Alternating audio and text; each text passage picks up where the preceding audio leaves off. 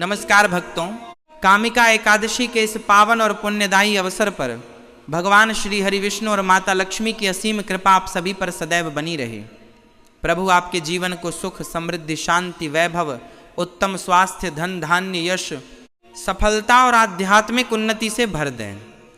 आपके सभी कष्ट दूर हों, जीवन की हर बाधा समाप्त हो, परिवार में प्रेम, आनंद और सौहार्द बना रहे तथा आपके घर में सदैव लक्ष्मी जी का शुभ आगमन होता रहे। कामिका एकादशी के दिन लहसुन और 2 लौंग से जुड़ा एक विशेष उपाय किस प्रकार किया जाता रहा है, यह उपाय किसी भी प्रमुख धर्म ग्रंथ में वर्णित नहीं है।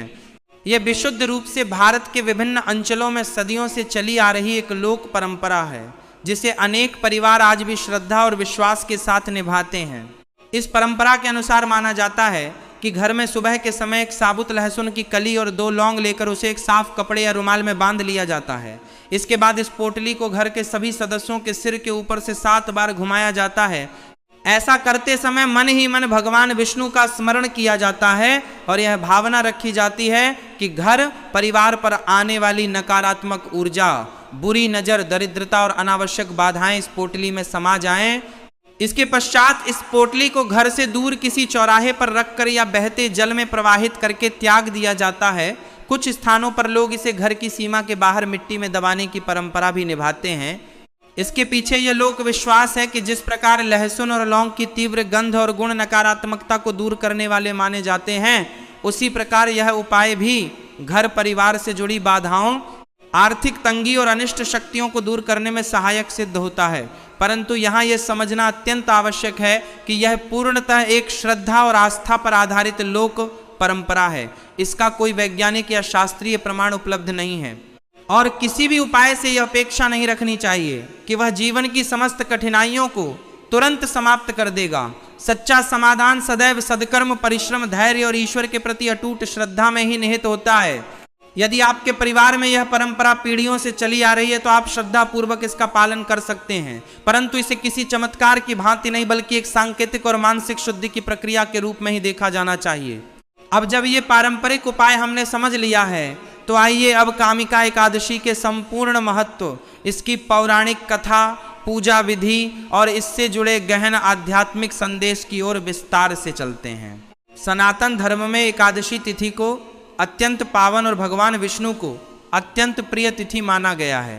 प्रत्येक मास में 2 एकादशियां आती हैं, एक शुक्ल पक्ष में और एक कृष्ण पक्ष में, और इस प्रकार वर्ष भर में 24 एकादशियां पड़ती हैं। इन सभी एकादशियों में श्रावण मास के कृष्ण पक्ष में आने वाली कामिका एकादशी का अपना विशेष स्थान है। धर्म ग्रंथों की मान्यता के अनुसार इस एकादशी का व्रत रखने से मनुष्य के जाने अनजाने में किए गए पापों का शमन होता है और उसे भगवान श्री हरि विष्णु की विशेष कृपा प्राप्त होती है। पद्म पुराण में इस एकादशी की महिमा का विस्तृत वर्णन मिलता है, जहां स्वयं भगवान श्री कृष्ण ने युधिष्ठिर को इस व्रत का महत्व समझाया था। कथा के अनुसार भगवान ने कहा था कि जो मनुष्य श्रद्धा और विधि विधान के साथ कामिका एकादशी का व्रत करता है, उसे न केवल इस लोक में सुख समृद्धि प्राप्त होती है, बल्कि अंततः वह भगवान विष्णु के परम धाम को प्राप्त करता है। यह भी कहा गया है कि इस एकादशी के व्रत का पुण्य गंगा स्नान, यज्ञ और दान से भी अधिक फलदायी माना गया है। ऐसा इसलिए क्योंकि यह व्रत केवल बाहरी अनुष्ठान नहीं बल्कि आत्मशुद्धि और मन की पवित्रता का माध्यम है। पौराणिक कथाओं में एक प्रसंग का उल्लेख मिलता है जिसमें एक ब्राह्मण से अनजाने में एक क्षत्रिय की हत्या हो जाती है। इस पाप से व्यथित होकर वह ब्राह्मण एक ऋषि के पास जाकर प्रायश्चित का मार्ग पूछता है। तब ऋषि उसे कामिका एकादशी का व्रत विधि पूर्वक करने की सलाह देते हैं। कथा के अनुसार जब वो ब्राह्मण श्रद्धा पूर्वक इस व्रत का पालन करता है तो उसे उसके पाप से मुक्ति मिलती है और आकाशवाणी होकर यह घोषणा होती है कि भगवान विष्णु उससे प्रसन्न हो चुके हैं। इस कथा से यह शिक्षा मिलती है कि चाहे मनुष्य से कितना भी बड़ा पाप क्यों न हो जाए, यदि वह सच्चे हृदय से पश्चाताप करते हुए ईश्वर की शरण में आता है तो भगवान अपने भक्त को अवश्य क्षमा करते हैं। यही सनातन धर्म की सबसे बड़ी विशेषता है कि यहाँ क्षमा और करुणा को सर्वोच्च स्थान दिया गया है। अब बात करते हैं तिथि की। पंचांग गणना के अनुसार वर्ष 2026 में कामिका एकादशी तिथि प्रारंभ और समाप्ति के समय में स्थान के अनुसार कुछ भिन्नता हो सकती है, इसलिए अपने नगर या क्षेत्र के स्थानीय पंचांग अथवा अपने आराध्य मंदिर से समय की पुष्टि अवश्य कर लें। विशेषकर पारण का समय जानना अत्यंत आवश्यक होता है क्योंकि द्वादशी तिथि समाप्त होने से पूर्व पारण करने का विशेष महत्व शास्त्रों में बताया गया है। गलत समय पर पारण करने से व्रत का समुचित फल प्राप्त नहीं होता, अतः इस विषय में सजगता आवश्यक है। अब बात करते हैं पूजा विधि की। कामिका एकादशी के व्रत की तैयारी दशमी तिथि की रात्रि से ही आरंभ हो जाती है। दशमी के दिन सात्विक और सादा भोजन ग्रहण करना चाहिए। रात्रि में अधिक भोजन नहीं करना चाहिए और मन को शांत रखते हुए भगवान का स्मरण करते हुए सोना चाहिए। एकादशी के दिन प्रातःकाल ब्रह्म मुहूर्त में उठकर सबसे पहले भगवान का स्मरण करें। इसके पश्चात स्नानादि से निवृत्त होकर स्वच्छ वस्त्र धारण करें। यदि संभव हो तो पीले वस्त्र धारण करना विशेष शुभ माना जाता है, क्योंकि पीला रंग भगवान विष्णु को अत्यंत प्रिय है। इसके बाद घर के पूजा स्थान की स्वच्छता करके वहां भगवान विष्णु की प्रतिमा अथवा चित्र स्थापित करें। एक स्वच्छ आसन पर बैठकर सर्वप्रथम गणेश जी का स्मरण करें और फिर भगवान विष्णु के समक्ष घी अथवा तेल का दीपक प्रज्वलित करें। भगवान को अक्षत अर्पित करें, परंतु ध्यान रहे कि एकादशी के दिन अक्षत अर्थात चावल का प्रयोग वर्जित माना गया है। इसलिए इस दिन भगवान को तुलसी दल, पीले पुष्प, फल और पंचामृत का भोग अर्पित करें। भगवान विष्णु के समक्ष धूप दीप करते हुए नमो भगवते वासुदेवाय इस मंत्र का यथाशक्ति जप करें। इसके साथ ही विष्णु सहस्त्र नाम, श्री विष्णु चालीसा अथवा श्रीमद् भागवत गीता के किसी अध्याय का पाठ करना भी अत्यंत फलदायी माना जाता है। जो श्रद्धालु दिन भर कथा श्रवण अथवा भजन कीर्तन में समय व्यतीत करते हैं उन्हें विशेष पुण्य की प्राप्ति होती है। इस दिन क्रोध, ईर्ष्या, कटु वचन, चुगली और असत्य भाषण से पूर्णतः दूर रहने का प्रयास करना चाहिए, क्योंकि व्रत केवल भोजन त्याग का नाम नहीं बल्कि मन, वाणी और कर्म की पवित्रता का पर्व है।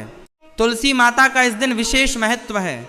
भगवान विष्णु को तुलसी अत्यंत प्रिय है, इसलिए इस दिन तुलसी के पौधे के समक्ष दीपक प्रज्वलित करना, जल अर्पित करना और परिक्रमा करना अत्यंत शुभ माना जाता है। कई परिवारों में यह भी परंपरा है कि इस दिन तुलसी को सुहाग की सामग्री अर्पित की जाती है और उनकी विधिवत पूजा की जाती है। ऐसा माना जाता है कि तुलसी माता की कृपा से घर में सुख, समृद्धि और सकारात्मकता का वास होता है।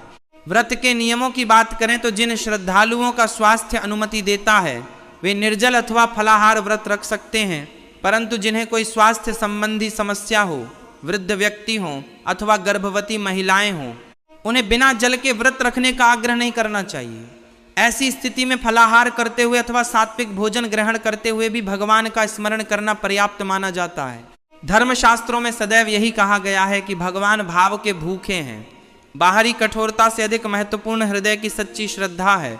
इसीलिए किसी भी प्रकार के दिखावे अथवा स्वास्थ्य को जोखिम में डालकर व्रत रखने से बचना चाहिए। एकादशी के दिन तामसिक भोजन जैसे लहसुन, प्याज, मांस, मदिरा का पूर्णतः त्याग करना चाहिए। चावल का सेवन भी इस दिन वर्जित माना गया है, क्योंकि पौराणिक मान्यता के अनुसार महर्षि मेधा के शरीर से उत्पन्न अन्न होने के कारण चावल को इस तिथि पर अशुद्ध माना जाता है। इसके स्थान पर साबूदाना, कुट्टू का आटा, सिंघाड़े का आटा, फलाहार और दूध से बने पदार्थों का सेवन किया जा सकता है। सायंकाल के समय पुनः भगवान विष्णु की आरती करनी चाहिए। परिवार सहित मिलकर भजन कीर्तन करना चाहिए।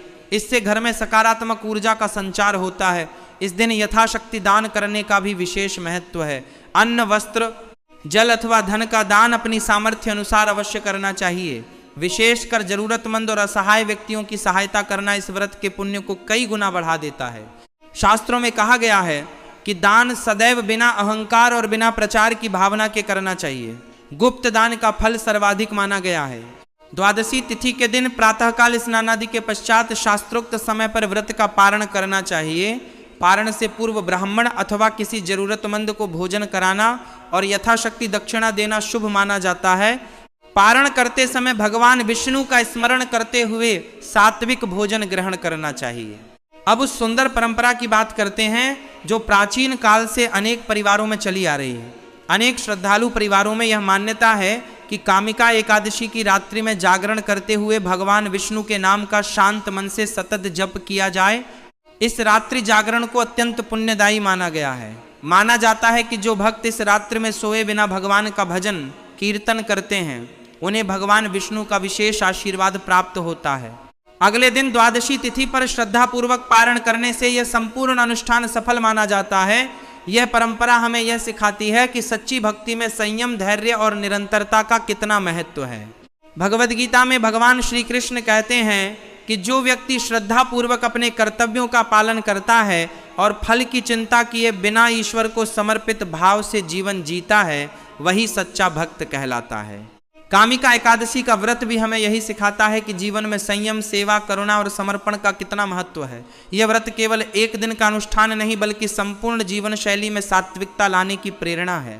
भक्तों, स्मरण रखिए कि किसी भी व्रत, पूजा अथवा उपाय का वास्तविक फल बाहरी क्रियाओं से नहीं बल्कि आंतरिक भाव की शुद्धता से प्राप्त होता है। यदि हम सत्य, करुणा, सेवा और विनम्रता को अपने जीवन का आधार बनाएं तो यही भगवान की सबसे बड़ी पूजा मानी जाती है। भगवान श्री हरि विष्णु सभी भक्तों के जीवन में सुख, समृद्धि, स्वास्थ्य और सद्बुद्धि प्रदान करें। यदि यह जानकारी आपके लिए उपयोगी रही हो तो इसे अपने परिवार और मित्रों तक अवश्य पहुंचाएं। वीडियो को लाइक करें और ऐसे ही श्रद्धा और आस्था से परिपूर्ण वीडियो नियमित रूप से देखने के लिए हमारे चैनल से जुड़े रहें। जय श्री हरि विष्णु, जय लक्ष्मी नारायण।